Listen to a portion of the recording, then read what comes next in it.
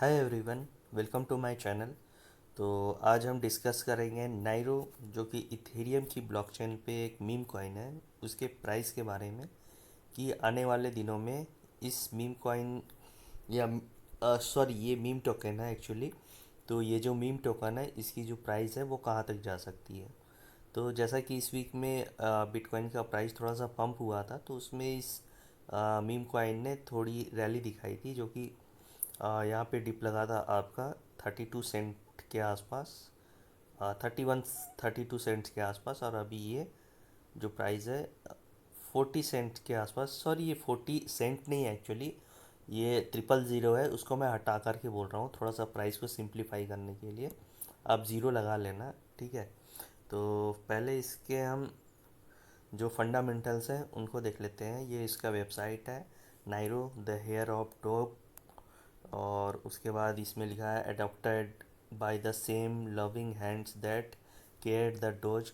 और ये मतलब उसके बारे में कहना चाह रहे हैं कुछ ऐसा कि डोज के जो ऑनर है उन्हीं ने अडॉप्ट किया था या ऐसा कुछ। ठीक है, इसके बारे में, कॉइन के बारे में एक चीज़ बता रहा हूँ कि ये जो कॉइन है ना, इसको कुछ फंडिंग मिली थी जो वितालिक इथेरियम के ऑनर हैं उनके द्वारा। ठीक है, तो वहीं से थोड़ा सा प्राइस जो है इसका पंप होना स्टार्ट हुआ, और थोड़ा सा फेम मिला इसको, प्रोजेक्ट को हाइप मिली, और बहुत अच्छा बाइनेंस वगैरह ने इसकी लिस्टिंग करी। और तब से ये बहुत अच्छा प्रॉफिट बना करके इसने लोगों को दिया है। से मीम कॉइन के बारे में एक सबसे बड़ी चीज़ ये होती है कि जितना बड़ा उसका कम्युनिटी होता है, जैसे जितने लोग उसको बड़े व्हील्स हो गए, छोटे रिटेलर्स हो गए, जितने ज़्यादा उसको पसंद करते हैं तो वो उतना ज़्यादा चलता है, और उसकी मार्केट कैप बढ़ने की उतने ज़्यादा चांसेस हो जाते हैं। तो थोड़ा सा इसके हम सप्लाई वगैरह को देख लेते हैं। ठीक है, आज के डेट में जो इसका प्राइस चल रहा है 0.0000, फिर उसके बाद 3824 के आसपास चल रहा है। यहाँ कहीं इसका प्राइस गया था, एक सेकेंड, यहाँ पे प्राइस गया था इसका, हाँ वही 00031 के आसपास गया था। और वहाँ से अभी ये 00038 के आसपास ट्रेड कर रहा है। और इसकी वेबसाइट आपने देख ही ली है, ये इसके सोशल वगैरह है यहाँ पे। और सोलाना और इथेरियम की ब्लॉकचेन पे है, ये देख सकते हैं इतने सारे इसमें दिए हुए हैं, BSC स्कैन, और इतने सारे स्कैन हैं यहाँ पे। आप जा करके इसके जो एड्रेसेस वगैरह हैं, वॉलेट्स वगैरह, उनको ट्रैक कर सकते हैं। इसकी जो सप्लाई है, ठीक है, पहले तो इसका मार्केट कैप है वो फुली डायलेटेड है, क्योंकि इसकी जो सप्लाई है ना टोटल अनलॉक्ड है। तो इसमें आने वाले समय में कुछ भी मतलब वैसा लीक देखने को नहीं मिलेगा। जैसे आजकल जितने ऑल्ट कॉइन्स रिलीज़ हो रहे हैं, तो उनमें सबसे बड़ा लीक यही है कि हर महीने वो लोग अनलॉक करते हैं और फिर वहाँ से प्राइस इसका डंप होता है।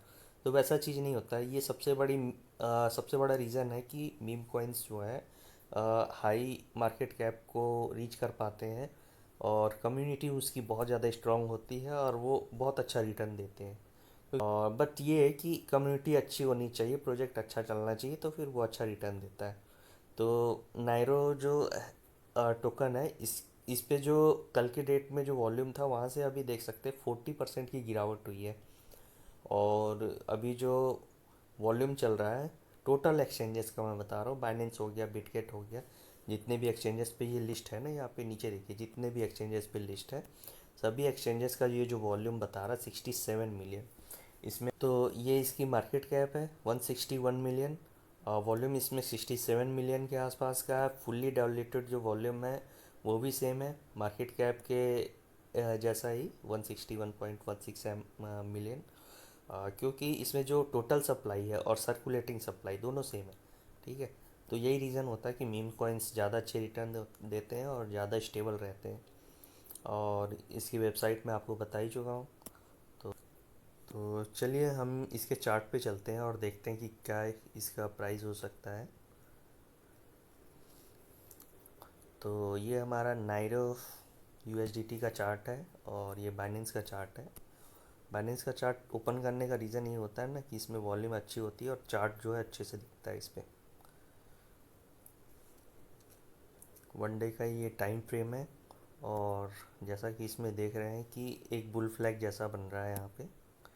ठीक है, तो देखते हैं कि इसके प्राइस को ये कैसे ब्रेक करता है, ब्रेक करे या रिटेस्ट करे। कई बार तो ये होता है कि उसको रिटेस्ट करने का ही मौका नहीं देता है, डायरेक्ट शूटअप हो जाता है। ठीक है, तो आने वाले टाइम में वो पता चलेगा।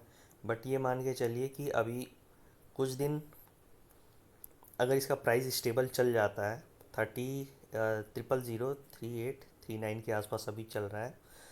तो अभी मान के चलिए एक हफ्ते और अगर और स्टेबल चल जाता है ना, तो जुलाई से मार्केट में अच्छा पंप आने वाला है, तो ये हमको अच्छा रिटर्न दे सकता है। और लास्ट टाइम ये जब प्रोजेक्ट लिस्ट हुआ था, उस समय भी इसकी जो प्राइस है ना इसी के आसपास चल रही थी, 0.00035 के आसपास माइनस पे लिस्ट हुआ था ये। और वहाँ से कुछ डाउन भी गया था। ठीक है, उतना ज़्यादा डाउन नहीं गया था बट कुछ गया था, फिर वहाँ से प्राइस इसका डायरेक्ट ही अप ट्रेंड में चलता गया था। यहाँ पे देखिए छोटा सा बुल फ्लैग बनाया बनाया, फिर थोड़ा पंप हुआ, 13 सेंट तक गया, फिर वहाँ से इसने बुल फ्लैग को फॉर्म किया। फिर वहाँ से इसने 2 दिन में 2 दिन में यहाँ तक पहुँचा, फिर उसने एक टॉप बनाया जो कि 0 0 0 0 सॉरी 00 2 3 सेंट का था। फिर वहाँ से इसने एक बड़ा जो है बुल फ्लैग टाइप का बनाया था। और फिर वहाँ से एक बड़ा जो सबसे इसका टॉप हाई था, वो लगाया था 00 0.0031 सेंट के आसपास का। मे बी RSI वीक होगा या कुछ वैसी चीज़ें होंगी, लोगों ने प्रॉफिट बुक किया होगा, जाहिर सी बात है। जिसका प्राइस 00 035 से 00 031 तक ऑलमोस्ट 9 to 10x पहुंच जाएगा, तो वो लोग प्रॉफिट बुकिंग तो करेंगे ही। फिर वहाँ से मार्केट ने कुछ इस तरह से रिट्रेस करता गया, फिर यहाँ से अभी लास्ट जो इसका डंप गया था, वो गया था 40, एक सेकेंड अगर मैं सही से देख पा रहा हूँ, हाँ, 0.000 137 के आसपास गया था। यहाँ पे कहीं था,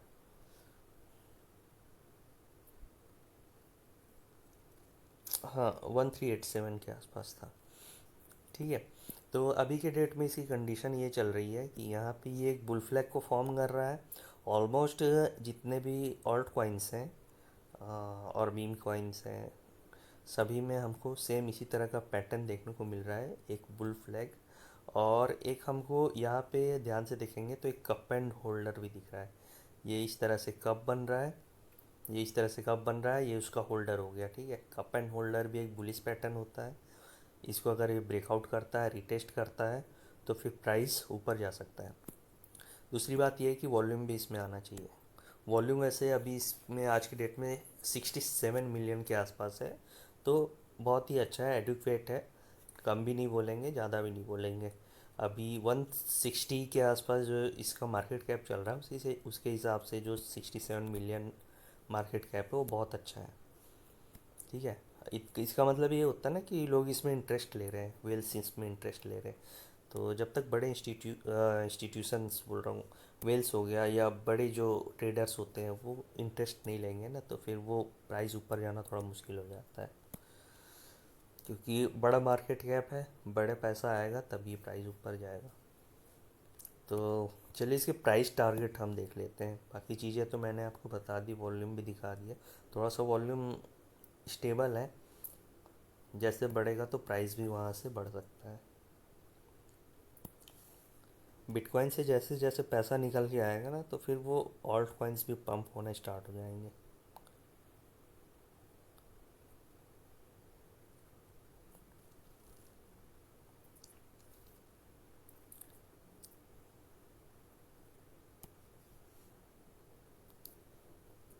तो इसमें जो पहला टारगेट होगा ना, वो 85, 00 085 के आसपास होगा।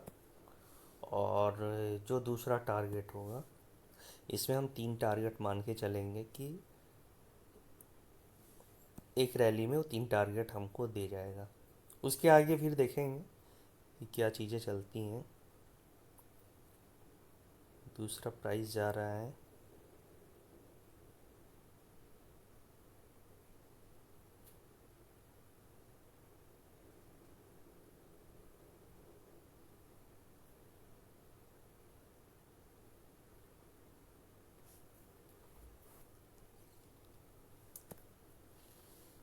तीसरा टारगेट हम इसमें एक बार देख लेते हैं।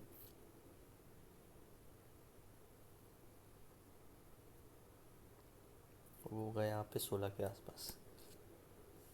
ठीक है, ये 12-13 कंसीडर करके चलना कि 00-213 या 128 के आसपास इसका प्राइस है। ठीक है, 13 मान लो इसको।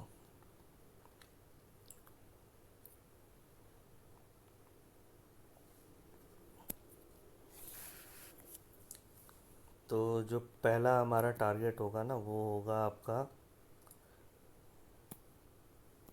जो हमारा टारगेट होगा वो 00,085 के आसपास। फिर वहाँ से जो हमारा टारगेट होगा 00,123 के आसपास। और जो तीसरा टारगेट होगा वो होगा 00,16 के आसपास। थोड़ा सा ऊपर भी जा सकता है, बट ये हम इसको मान के चल रहे हैं कि यहाँ तक अभी फ़िलहाल इस बुल फ्लैग का ब्रेकआउट होने पे ये डेफिनेटली जा सकता है। ये सेकंड टारगेट तो डेफिनेटली ये अचीव करेगा ही करेगा। हो सकता है उसके बाद ये यहाँ से एक स्पाइक लगा करके 00,16 के आसपास से थोड़ा बहुत रिट्रेस कर रहा है।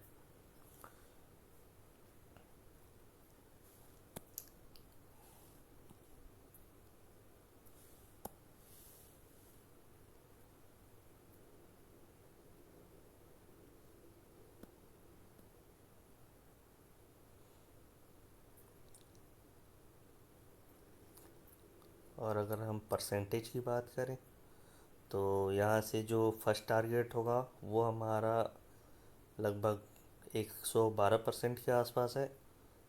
सेकंड टारगेट 220% के आसपास है। और जो तीसरा टारगेट है वो हमारा 306, ऑलमोस्ट 3x का जो प्राइस टारगेट है वो हम यहाँ पे देख सकते हैं।